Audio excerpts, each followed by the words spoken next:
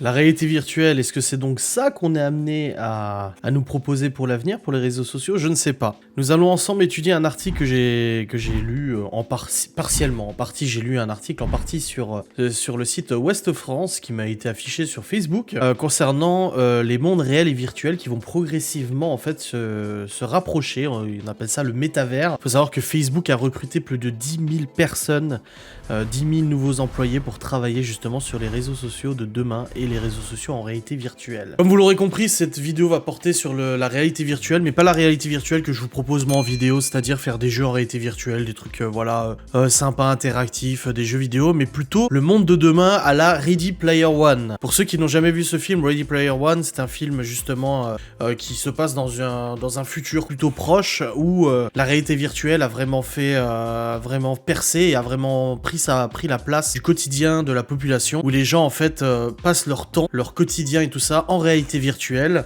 et s'épanouissent comme ça dans des mondes qui n'existent pas, qui n'existent que dans des serveurs, des ordinateurs, etc. Alors avant de commencer à lire cet article, je vais vous donner mon avis sur la réalité virtuelle. Vous savez que j'utilise un casque de réalité virtuelle depuis maintenant plusieurs années. Lorsque c'est sorti, j'ai trouvé ça absolument extraordinaire. Je me suis dit que c'était l'avenir peut-être du jeu vidéo, etc. Donc j'en ai acheté un. Bon, j'en ai un deuxième, là j'ai un Vive Cosmos du coup. Et je joue régulièrement en réalité virtuelle où je découvre même des choses. Parce qu'il n'y a pas que du jeu en réalité virtuelle, il y a aussi des reportages, des concerts en réalité virtuelle, des films, des choses comme ça. C'est vraiment un monde assez particulier et je vais tout de suite vous donner mon opinion sur l'avenir de la réalité virtuelle dans le monde. C'est que pour moi, on n'est pas encore dans la réalité virtuelle. J'entends par là que la réalité virtuelle reste quelque chose qui est quand même très coûteux. C'est pas accessible à tout le monde, c'est pas aussi compréhensible pour tout le monde et tout le monde ne peut pas s'y faire aussi habitué. Pour l'instant, ça reste un gadget, ça reste un très bon gadget, ça reste une expérience assez incroyable, mais pour moi, c'est pas quelque chose qui va s'installer dans la vie de tous les jours, en tout cas comme le veut Facebook avec leur projet. Donc on va attaquer cet article de presse et on va le commenter ensemble. Voilà, c'est un nouveau format de vidéo que je fais avec vous et moi, ça m'intéresse beaucoup de commenter cette actualité et d'avoir votre opinion. Alors disons, la frontière entre le réel et le virtuel va-t-elle être définitivement brouillée par les métavers? La question se pose forcément alors que Facebook vient d'annoncer la création de 10 000 postes en Europe pour développer son univers virtuel d'interaction sociale, donc un nouveau réseau social en réalité virtuelle. Pourquoi le métavers est-il si important pour les géants du web tels que Facebook? L'enjeu est énorme, on parle potentiellement du futur de l'internet. Ce futur va être un internet spatial et incarné. Spatial car on va pouvoir le vivre en 3D avec des cases de réalité virtuelle. La deuxième chose, c'est que ça va être incarné. Nous serons présents dans ce monde virtuel avec d'autres personnes qui seront incarnées sous une forme d'avatar. On va donc pouvoir vivre à plusieurs des expériences réalistes dans des mondes en 3D. Alors en réalité virtuelle, je réponds déjà à ce premier paragraphe, il existe pas mal de jeux, etc. en réalité virtuelle, et aussi des jeux de réseaux sociaux comme VRChat, où en fait on évolue dans des mondes plus ou moins réaliste, où on choisit un avatar, l'avatar qu'on veut, et on joue comme ça avec d'autres personnes, on rencontre des gens du monde entier, on discute avec eux, etc. Ça crée un lien social qui est assez intéressant, et ça crée une expérience qui est aussi assez intéressante. Maintenant, vivre une seconde vie, d'où le jeu Second Life, vivre une seconde vie dans le virtuel, ça existe déjà depuis des années, il y a déjà des jeux qui font ça, comme Second Life, où vous pouvez avoir une vie sociale dans un jeu vidéo, etc., en dehors du monde réel. Maintenant, c'est vrai que la réalité virtuelle amène quand même quelque chose de vachement plus profond, et vachement plus prenant, même si, sachant que moi j'ai tendance parfois à trop être sur un jeu vidéo ou quelque chose comme ça, quand j'ai un truc qui me plaît. La réalité virtuelle, pour l'instant, je me suis pas senti dépendant de la réalité virtuelle, et même si l'expérience est incroyable, j'ai jamais eu le problème de me dire faudrait que je me calme. Quels sont les avantages de ce métavers? Le principal, et il est incroyable, c'est de réduire les distances géographiques entre les gens à néant. C'est un rêve un peu dingue, on va pouvoir aussi assister à un concert de son canapé, on prendre part à une réunion avec ses collègues en 3D, mais aussi visiter un musée à l'autre bout du monde, et ce avec d'autres êtres humains, ou en tout cas avec leurs avatars. C'est assez incroyable. C'est déjà le cas. Maintenant, c'est déjà le cas avec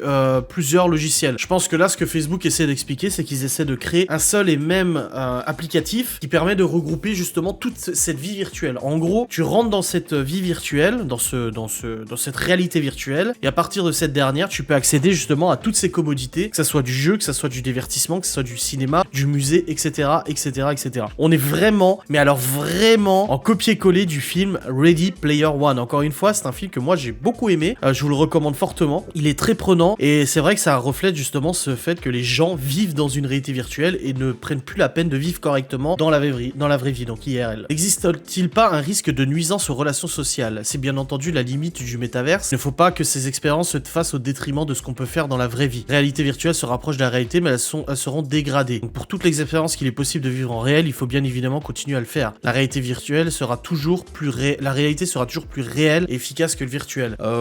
Enfin bon, là il est un petit peu trop optimiste à mon sens. La personne qui répond est un petit peu trop optimiste parce que les gens sont vite accros et plus ça paraît réel et plus ça donne envie d'y aller. Moi clairement j'ai testé le jeu Ready Player One, ils ont sorti un jeu, c'était pas au niveau du tout de ce qu'on peut voir dans le film et tout ça, mais c'est clair que si demain ils sortent un Facebook ou un réseau social réalité virtuelle très bien foutu, très joli, où tu configures ton avatar, machin, etc., je le testerai immédiatement. Et c'est ça le problème, c'est que on ne recherche plus le réalisme à 100% en fait. On recherche plus ça, on recherche juste à s'évader. Cela veut dire que le métavers n'est pas un substitut au réel, tout à fait. Pour autant, il dispose de nombreux potentiels face à des contraintes que nous avons déjà pu expérimenter lors des confinements liés à la pandémie. Il peut exister des contraintes environnementales ou pratiques, habiter dans une grande ville et se retrouver dans les embouteillages pendant 1 heure pour se rendre à une réunion.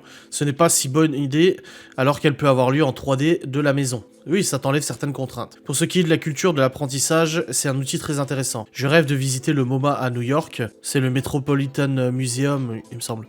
Mais je n'ai pas les moyens de prendre l'avion pour m'y rendre. Le métavers va me permettre de déambuler dans le musée d'art moderne pour quelques euros et de le faire avec des êtres humains à distance. Alors, j'ai déjà testé en réalité virtuelle des musées, j'ai déjà testé des cinémas, j'ai déjà testé VRChat, donc réseau social en réalité virtuelle. C'est vrai que c'est incroyable. J'avais déjà assisté à un mini-concert privé d'un artiste qui avait en fait filmé en 360 son studio et tu pouvais comme ça t'asseoir dans son studio en réalité virtuelle, donc même en vrai, hein, tu peux te mettre dans ton siège et assister à son mini-concert privé. Et c'est vrai que le réalisme, vu que c'est du photoréalisme et c'est de la vidéo, mais tu crois à 100% quoi. Donc c'est vrai que j'avoue que ça peut permettre justement d'étendre la culture, l'apprentissage, etc. grâce à la réalité virtuelle. Mais moi je reste vachement méfiant quand même. Hein. Vous voyez, comparé à ce que là le mec il est très enjaillé, même si moi j'utilise la réalité virtuelle, je trouve que il faut faire attention. Il faut faire très attention. On a déjà, après on voit certaines images où les gens sont tous sur leur téléphone dans le métro. Il y a 50 ans ils étaient tous sur leurs journaux, tu vois. Mais on voit déjà que les réseaux sociaux ont pu dégrader fortement les relations sociales réelles, donc en réalité. Alors là, ça serait encore pire. Il manque tout de même quelque chose, les odeurs et le toucher. Alors c'est un point qui est très important au niveau de la réalité virtuelle. C'est vrai que tu peux te déplacer dans ta pièce, etc. Ils sont en train de développer un système où un tapis roulant où tu peux marcher en 360 et du coup tu marches sur place mais tu marches dans le jeu, c'est très intéressant. Ils sortent maintenant des nouvelles manettes où c'est carrément les doigts qui bougent. Là c'est un bouton par doigt, donc une fois que tu sais ça va, mais c'est carrément des gants justement détectés en réalité virtuelle pour pouvoir avoir un toucher réel en fait, comme en réalité.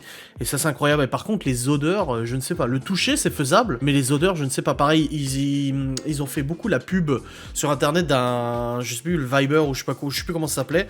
C'est un gilet que tu mets sur toi, tu joues et en fait à chaque impact de balle ça te fait des vibrations dans le corps. C'est incroyable. Si on prend l'exemple d'un concert, on va être vraiment très proche de la réalité. C'est ce que je viens de dire avant.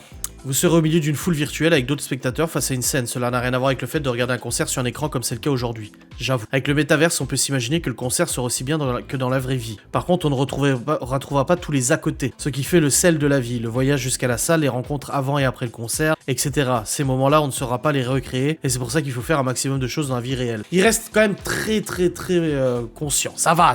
J'avais peur que ça soit vraiment une ode à la réalité virtuelle, mais non, ça va. Faut-il craindre que la frontière entre vie réelle et vie virtuelle disparaisse pour certains internautes? Ici, il s'agit de la régulation. Est-ce qu'il faudra interdire certaines choses dans les mondes virtuels, instaurer des règles et des lois? À mon avis, oui, c'est indispensable, il faut les faire très tôt. Je suis tout à fait d'accord avec ça. J'ai pu voir sur VRChat, alors tu rigoles, c'est bon enfant, mais j'ai vu quelques joueurs dans VRChat justement, qui parfois avaient des propos très déplacés, et j'ai peur que... Parce que c'est ça le truc, c'est que tu dis, ouais, tu te fais harceler sur VRChat, t'enlèves ton casque. Tu l'enlèves, machin. Oui, certes, mais ça gâche ton expérience quand même, tu vois. L'avantage, c'est qu'il existe déjà des lois dans la vie réelle qui peuvent s'appliquer dans ces univers dématérialisés. Ces règles de base, le fait de ne pas agresser autrui, de ne pas le voler, etc. Il faut qu'elles soient induites et respectées par les avatars et donc par les gens. Je suis d'accord. Il y a aussi la question de l'argent. Dans ces espaces virtuels, les internautes dépenseront leur argent réel. Il y aura toute une économie que l'on connaît déjà au travers des jeux vidéo. Là-dessus, l'éducation des utilisateurs est nécessaire pour que les abus soient évités. Les tricheurs surtout, les tricheurs, parce qu'il faut pas oublier que dans les jeux vidéo, il y a énormément de tricheurs. On le voit bien sur Warzone et tout autre jeu auquel on joue avec Geoffrey. Surtout Warzone en ce moment, les tricheurs pullulent. Et ça serait totalement injuste, tu vois, de venir dans un monde de réalité virtuelle, de dépenser de l'argent toi-même, de ton vrai argent.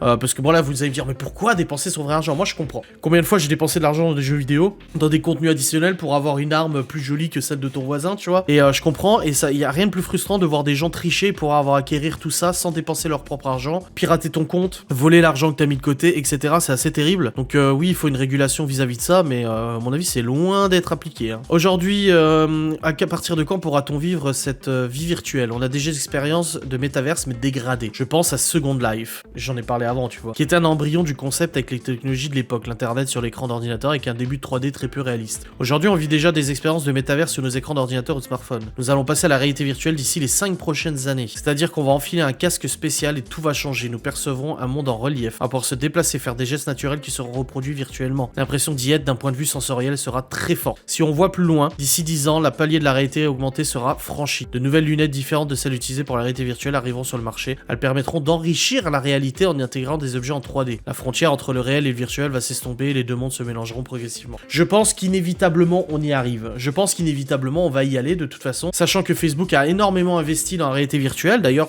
Facebook, il me semble, c'est Oculus, Google, Oculus, c'est Facebook, il me semble, avec le Quest 2, parce qu'il y avait eu Facebook Quest 2, Oculus. Ouais, il y a un lien entre Oculus et Facebook parce que la dernière fois qu'il y a eu une panne de Facebook, WhatsApp et Instagram, les gens ne pouvaient plus utiliser leur casque de réalité virtuelle parce que pour utiliser un Oculus Quest, il faut obligatoirement lier ton compte Facebook en fait au casque de réalité virtuelle, au compte que t'as. Tandis que moi avec le HTC, le Vive Cosmos là, j'ai un compte Vive Cosmos, mais ça n'a rien de mélanger avec mes réseaux sociaux ou quoi que ce soit. Mais du coup, c'est vrai que Facebook investit énormément, beaucoup de sociétés investissent énormément dans la réalité virtuelle. Pour moi, c'est pas encore bien installé, c'est encore trop marginal, c'est encore trop coûteux. C'est pour ça que je vous recommande d'aller dans des centres de réalité virtuelle, comme j'ai pu faire la promotion à Paris avec Virtual Time, des centres de réalité virtuelle qui vous permettent d'avoir une première approche de la réalité virtuelle et vous rendre compte un petit peu de ce que c'est avant de peut-être investir. Bon, en quelques années, il y a eu des efforts qui ont été faits parce que les premiers casques de réalité virtuelle, donc le Oculus et le HTC Vive, le premier, on était sur des casques qui n'étaient pas autonomes, qu'il fallait brancher un ordinateur relativement puissant, l'ordinateur en plus. Ça nécessitait du coup un gros PC, un casque qui coûtait presque 1000 balles et on était vraiment sur quelque chose d'assez coûteux. Tandis que là, depuis quelques années, ils ont vraiment évolué sur la technologie. On a des casques qui sont dits autonomes, donc comme le Quest, où en fait vous n'avez pas besoin d'ordinateur pour utiliser le casque. Même si en le branchant sur un ordinateur, tu bénéficieras d'une meilleure qualité d'image, d'effets visuels, etc. Ça reste un casque qui est quand même autonome, donc ça permet quand même une belle expérience et tout ça. Et on est sur des prix qui sont un peu plus abordables. On est dans les 300-400 balles. C'est plus abordable que 1000. Voilà, le mien, je l'ai payé 800, là, le Vive Cosmos. Après, c'est un casque qui est relié à l'ordinateur avec une très belle qualité d'image et tout ça. Donc c'est vrai que pour moi, la réalité virtuelle, elle en est qu'à ses débuts. Tout le monde pensait qu'avec le HTC Vive, etc., on allait avoir un gros bond qui n'existera plus de jeux vidéo en réalité normale. Pour moi, les jeux vidéo classiques, comme on les connaît actuellement, continueront d'exister. Et petit à petit, la réalité virtuelle montrera que ça ne s'arrête pas qu'aux jeux vidéo. C'est ça qui est important de savoir, c'est qu'un casque de réalité virtuelle ne permet pas que de jouer à des jeux vidéo incroyables. Ça permet plein de choses différentes. Et je pense que quand on fait découvrir un casque, on ne doit pas faire découvrir que les jeux, mais aussi tout ce qu'il y a derrière qui est absolument incroyable. Voilà. Donc je dis oui à la réalité virtuelle. J'ai beaucoup de méfiance vis-à-vis de l'avenir de la réalité virtuelle, justement vis-à-vis des abus d'utilisation, des abus dans le monde virtuel, etc. Et j'ai très peur aussi de l'éloignement social des gens et de vivre, comme dans le film Ready Player One, un cloisonnement comme ça de la population. Les gens, en fait, malheureusement, qui ont une vie qui n'est pas super agréable, qui ont des problèmes au quotidien, etc., se réfugient systématiquement dans ces mondes virtuels plutôt que d'affronter les problèmes dans la vie réelle. C'est un peu le syndrome de l'autruche. On préfère faire l'autruche, ignorer les vrais problèmes et se plonger dans un monde virtuel. Ça existe déjà avec énormément de jeux vidéo, mais ça peut être largement utilisé par monsieur et madame tout le monde si la réalité virtuelle devient bien plus accessible. J'espère que cette vidéo vous aura plu, ce concept de vidéo vous aura plu aussi. On se retrouvera plus tard, bientôt, pour un autre commentaire d'article de presse et tout ça. N'hésitez pas à laisser votre commentaire, à me dire ce que vous en pensez de la réalité virtuelle, si ça vous fait peur, si ça ne vous fait pas peur, si vous pensez que c'est l'avenir ou non, quelles sont les limites, etc. N'hésitez pas à me le dire en commentaire, ça fait plaisir, abonnez-vous, likez, la cloche comme d'habitude. Salut.